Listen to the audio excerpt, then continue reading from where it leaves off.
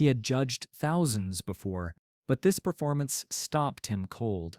The studio lights hummed their familiar electric song, casting long shadows across the iconic Got Talent stage. Red and blue spotlights danced across the golden backdrop, where the show's logo gleamed like a beacon of dreams. The audience buzzed with anticipation, phones raised, ready to capture the next viral moment. At the judges' table, Simon Cowell adjusted his collar, his dark eyes scanning the wings with practiced efficiency. This was his domain. 20 years of separating dreamers from delusion, talent from wishful thinking. He'd seen it all, the tears, the triumphs, the spectacular failures that would haunt contestants forever. His reputation preceded him. The Simon stare, the brutal honesty, the man who could crush careers with a single word or launch them into stardom with a nod. But tonight felt different. The backstage coordinator's voice crackled through his earpiece. Next up, we have, well, there seems to be some confusion. An elderly gentleman. Just send him out, Simon interrupted, tapping his pen against the desk. The show must go on. It always did. The stage fell into that familiar pre-performance hush. Cameras rolled. The audience leaned forward. And then, from the wings, emerged a figure that made Simon's practiced composure falter for just a moment. An elderly man shuffled onto the stage, his weathered hands gripping a worn leather satchel. He wore a faded cardigan that had seen better decades, his white hair combed neatly to one side. His eyes, pale blue and slightly clouded, darted around the massive space with genuine confusion. He looked utterly, completely lost. "Hello there," Simon called out, his voice carrying across the silent studio. "What's your name?" The old man squinted into the lights, raising a trembling hand to shield his eyes. "I'm Harold," he said, his voice barely above a whisper. "Harold Whitfield. I think I might be in the wrong place." A ripple of uncomfortable laughter spread through the audience. Simon felt his jaw tighten. Was this some kind of joke? A publicity stunt? His eyes flicked to the other judges, who looked equally perplexed. "Harold," Simon said, his tone measured but firm, "this is Got Talent. Did you come here to audition?" Harold's shoulders sagged.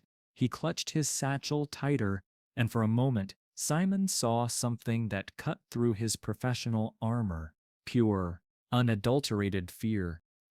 No, sir. I don't think so." Harold's voice wavered. "I was looking for the community center. Mrs. Henderson said they were having a memory group meeting today. I must have taken a wrong turn, and these nice people in headsets kept ushering me forward, and I didn't want to be rude." The studio fell into complete silence. No one laughed now.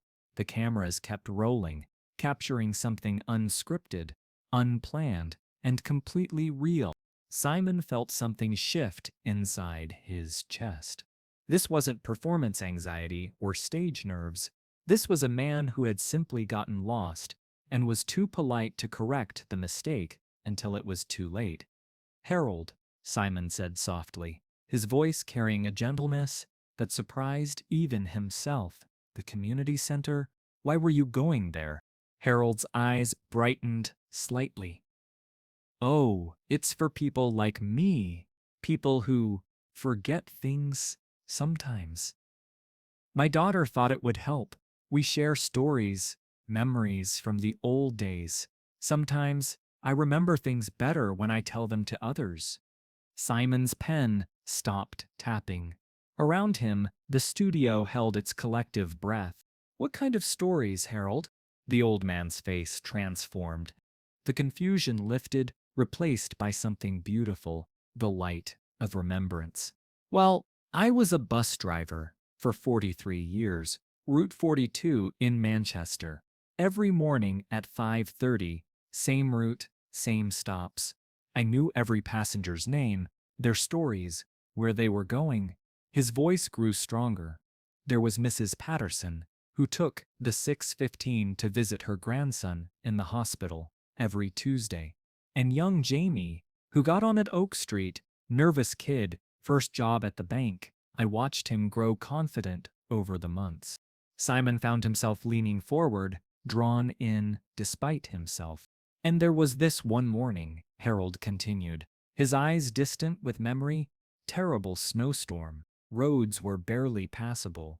But I knew Mrs. Patterson would be waiting at her stop.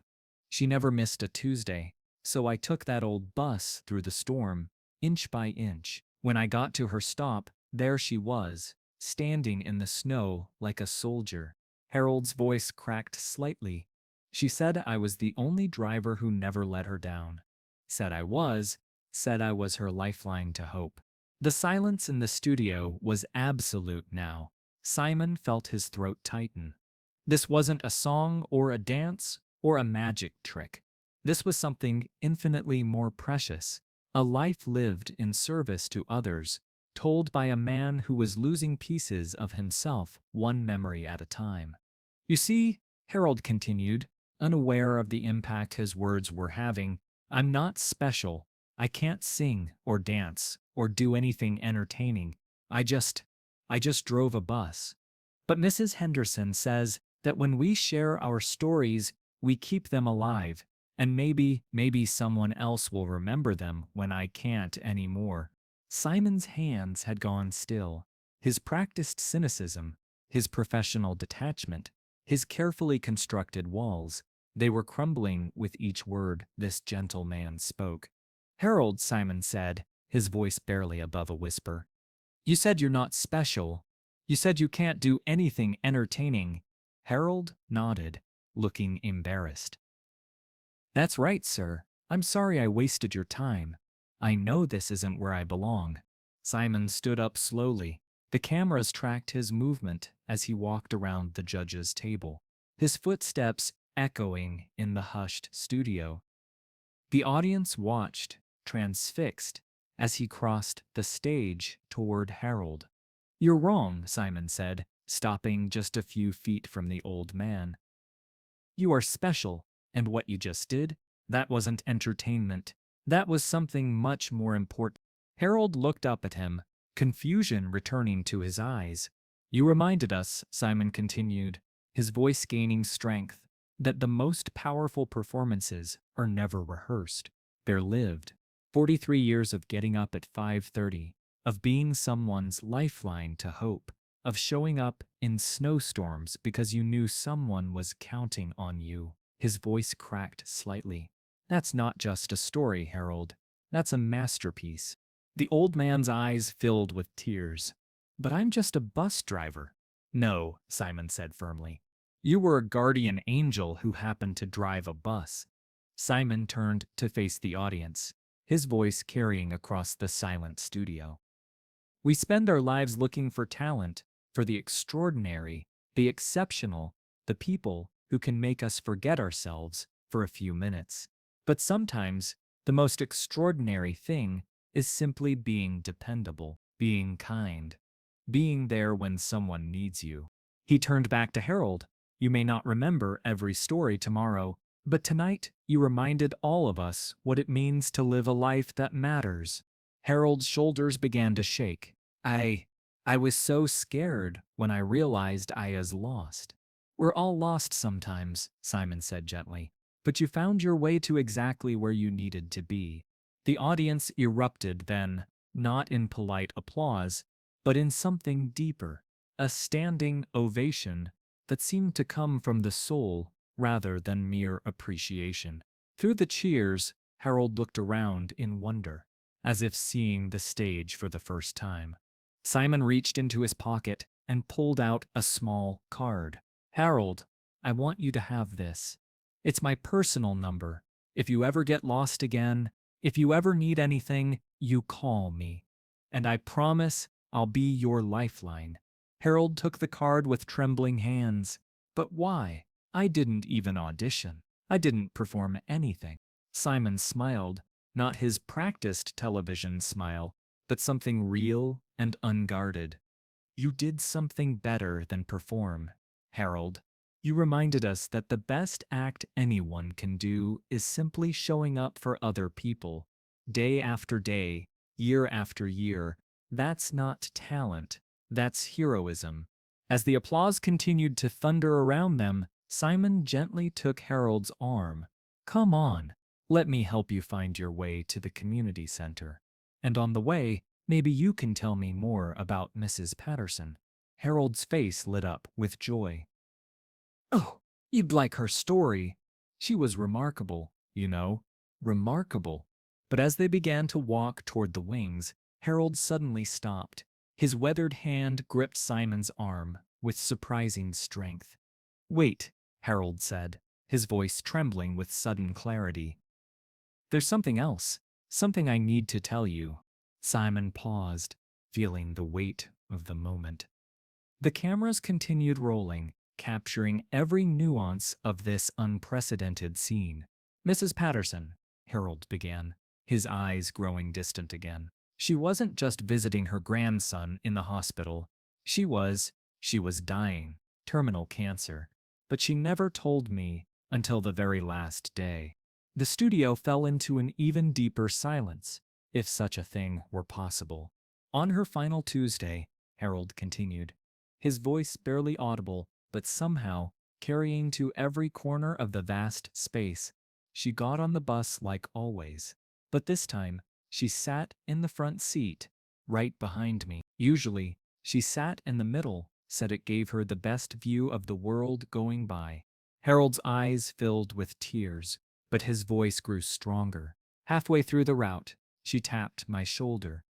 Harold, she said, I want you to know something. These rides, they weren't about getting to the hospital. They were about having somewhere to go, someone who cared if I showed up. Simon felt his own eyes beginning to sting. Around them, the audience was completely still, hanging on every word she told me. Harold's voice cracked, that I had given her a reason to keep fighting for 57 Tuesdays. That knowing I would be there, rain or shine, snow or sun, had kept her going when the doctors said she only had months to live. A single tear rolled down Harold's cheek.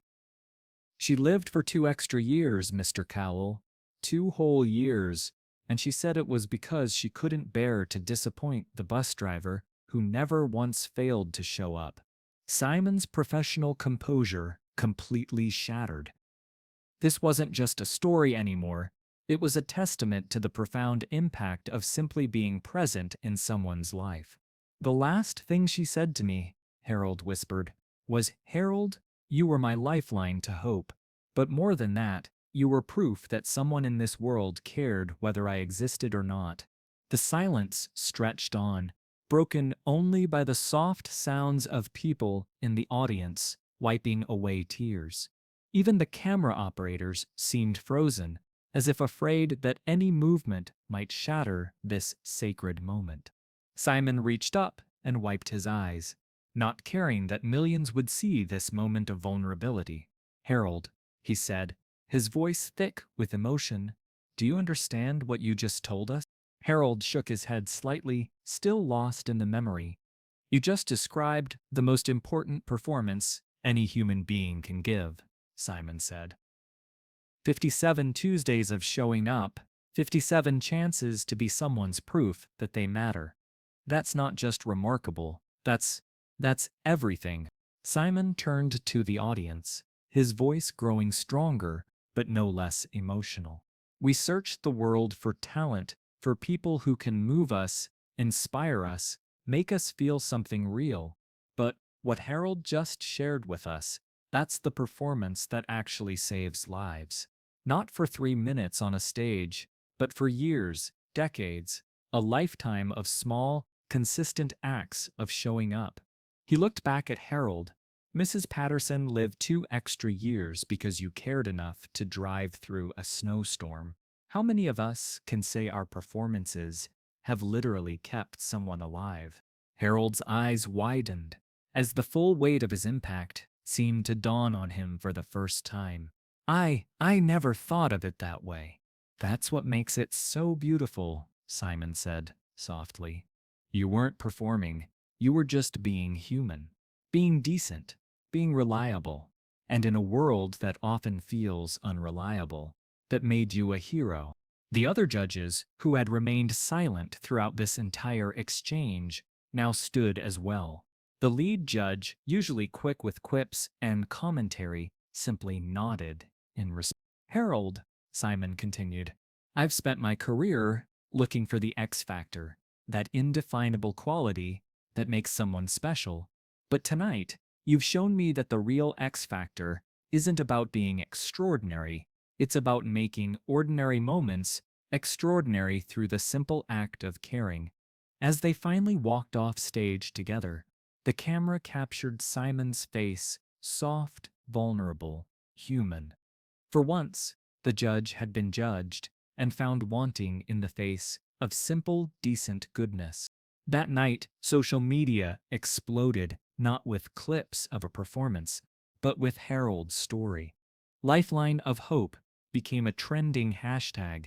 Bus drivers around the world shared their own stories of connection and service. The community center was flooded with volunteers wanting to help people like Harold preserve their memories.